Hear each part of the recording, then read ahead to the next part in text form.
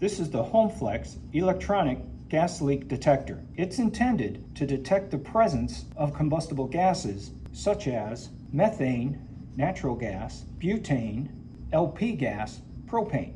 Remove the gas leak detector from the package. The gas leak detector will require 2 AA batteries. Make sure that your batteries are in good condition before installing them into the gas leak detector. To do so, remove the battery cap. Insert both of the batteries, positive end, into the detector first. Replace the battery compartment cap. That beep indicates that the batteries are properly installed and the device is ready to power on. Before pressing the power button, remove the sensor protective cap. Then press and release the power button. This will begin the self-calibration process. This process takes a clean air reading.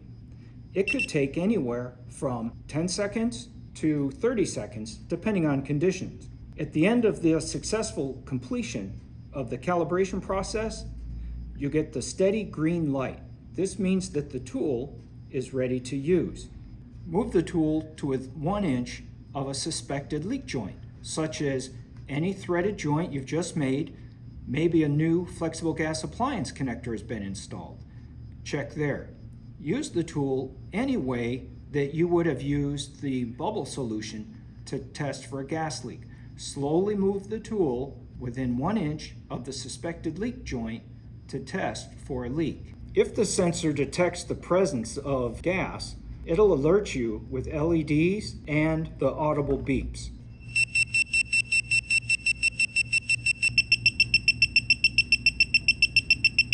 Regardless of the size of the leak, you must fix it.